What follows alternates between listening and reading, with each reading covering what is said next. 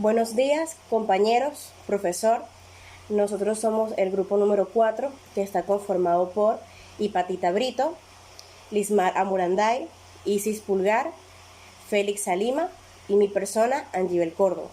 El día de hoy vamos a hablarles sobre el tema de la hacienda pública.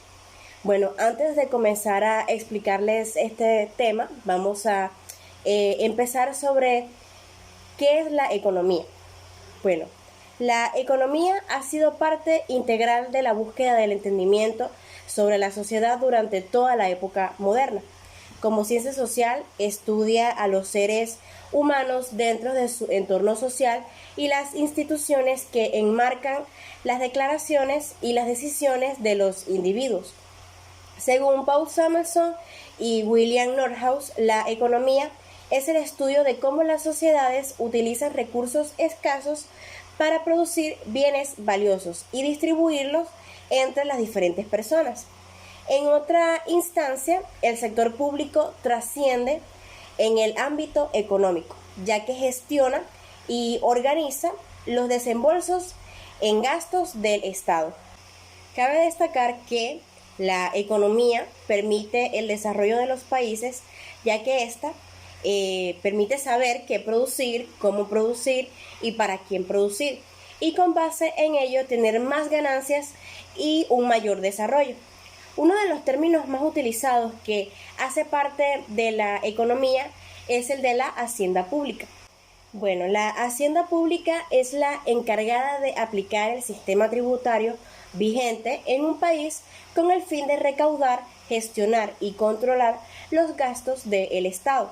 No tiene atribuciones para elaborar y aprobar las normas tributarias. En sí, su función se limita a aplicarlas correctamente. Asimismo, no es la encargada de decidir la asignación de los recursos a las distintas actividades o proyectos del Estado. Para Fuentes Quintana, la hacienda pública es el conjunto de elecciones económicas que comportan la realización de ingresos y gastos públicos y la mutua relación existente entre ellos. El centro de estas elecciones, dado por el presupuesto del Estado que recoge en cada sociedad, es el conjunto de decisiones financieras que han de ser programadas por la economía pública. Se puede agregar que la hacienda pública también busca la gestión, la inspección y recaudación de los tributos, la gestión aduanera y el control del contrabando, así como también la colaboración en la detección y persecución de delitos contra la hacienda pública y contrabando y la recaudación de los ingresos de las administraciones públicas. Por consiguiente, las principales fuentes de recursos con los que cuenta la hacienda pública son las tasas y aranceles. Entre ellos destaca la importancia del impuesto a la renta de las personas y a las empresas, los ingresos no tributarios provenientes de las empresas del Estado, de los cobros por servicios de las administraciones públicas, por ejemplo, los certificados, los fondos soberanos de inversión y venta de activos en manos del Estado, entre otros. Y también los préstamos obtenidos tanto en el mercado nacional como en el extranjero. Buenas noches, mi nombre es Hipatita Brito, pertenezco al grupo número 4. Les voy a hablar de la característica de la hacienda pública. Toro Hardy en 1993 señala que en muchas economías modernas se ha llegado a un sistema mixto en el que la mayor parte de los recursos se asigna a través de los mercados, permitiendo a los particulares tanto la propiedad privada, el libre desempeño de sus actividades económicas. Partiendo de esto, se pueden señalar algunas características de la hacienda pública. Entre ellas tenemos sus conocimientos están basados en la economía pública. Las decisiones que toma se respaldan en el principio de la autoridad. Desarrolla una alta actividad financiera en el sector público. Posee una perspectiva política, legal, sociológica, psicológica, económica contable y de ética. Tiene una diversidad de agentes. Agrega campos de conocimiento que no están vinculados en el ámbito financiero. Tenemos los tipos de hacienda pública. Hacienda tributaria se encarga de establecer los impuestos por espera de los agentes de la Cámara Parlamentaria a petición del soberano. Se conoce que en esta clase de hacienda los impuestos son voluntarios. Hacienda patrimonial. Aquí el jefe de Estado tiene la obligación de satisfacer las necesidades de una sociedad tomando en cuenta los ingresos otorgados por los herederos de su familia. La hacienda regalista. En esta clase, las necesidades colectivas eran confundidas con la de la clase superior y la del príncipe, es decir, podían complacerse con regalías y privilegios. La explotación fue comparada con los impuestos y se pasó a contribuir las tasas. Muchas gracias. Hola, buenos días, mi nombre es Lismar Amundaí y vengo a hablarles sobre la relación que tiene la hacienda pública con otras disciplinas o ciencias. Bueno, como primer punto se debe conocer que la hacienda pública estudia el comportamiento económico del sector público, partiendo desde dos puntos de vista, el enfoque positivo y el enfoque normativo. De esta manera, el enfoque o teoría positiva se refiere a la realidad institucional, por ejemplo, a las organizaciones y sus reglas, los instrumentos que utilizan como los presupuestos públicos, el análisis coste-beneficio, las consecuencias económicas de sus actuaciones, es decir, la manera en que se ve afectado por el sector privado y las características del proceso de toma de decisiones. A su vez, el enfoque o teoría normativa se refiere al comportamiento óptimo o ideal que sería deseable en el sector público. La rama teórica de la economía del bienestar es la que nos proporciona los criterios básicos de referencia normativa, ya que analiza la falla en el funcionamiento del mercado y las condiciones que debería caracterizar la intervención del Estado para así poder solucionarlos de forma adecuada, eficiente y equitativa. Llegando a este punto, se pueden mencionar algunas disciplinas relacionadas con la hacienda pública, como lo son el derecho financiero.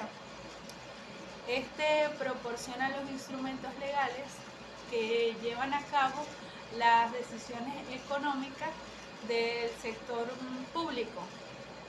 Esta es una parte sobresaliente de la práctica de la actividad financiera pública y proporciona normas que tienen en sí mismo valor económico.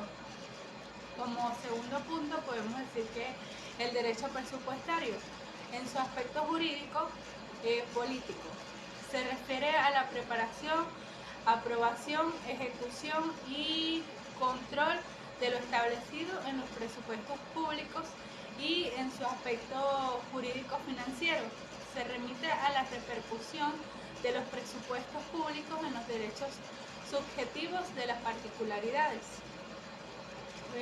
También tenemos el derecho tributario o fiscal, el cual compete a los ingresos tributarios. También tenemos el derecho administrativo. Este regula la administración y la actividad pública de todos los órganos del Estado para el logro de sus fines administrativos y financieros. También tenemos lo que es la sociología, que estudia las condiciones de existencia de las poblaciones y el desenvolvimiento de las sociedades humanas de cada país. Y el gobierno necesita de las finanzas públicas para velar por el bienestar de la sociedad y el progreso de la misma. Entonces, podemos decir que las finanzas públicas abarcan muchas ramas. se desarrollan dentro de un ambiente en el cual se experimentan necesidades colectivas que el gobierno como elemento de Estado debe satisfacer. Por lo tanto, las finanzas públicas es una ciencia político-social. Muchas gracias. La hacienda pública en Venezuela comprende los bienes, rentas y deudas que forman el activo y el pasivo de la nación, y todos los demás bienes y rentas cuya administración corresponde al Poder Nacional. El Fisco Nacional, en su carácter de persona jurídica, se embiste de potestad tributaria como organismo recaudador para lograr por medio del cobro de impuestos, tasas y contribuciones solventar necesidades de interés general y particular de los contribuyentes. En el Tesoro Nacional comprende el dinero y valores que son producto de la administración de la Hacienda Pública Nacional y las obligaciones al cargo del Estado por la ejecución del presupuesto de gastos. Se puede definir como el conjunto de bienes, rentas que pertenecen a un Estado. De este modo son utilizados para gestionar sus actividades económicas, donde cubren los ingresos y los gastos. Fases y cómo va representado en el contexto venezolano. La fase de recaudación está integrada por las distintas formas de obtención de los ingresos públicos, como por ejemplo la renta petrolera, los tributos, los créditos, entre otras. La fase intermedia está representada por la administración que ejerce el Estado sobre los recursos obtenidos como efectos de la recaudación. La fase de inversión se refiere directamente al gasto público. En otras palabras, comprende de los diversos mecanismos de erogaciones dinerarias por parte de la figura del Estado.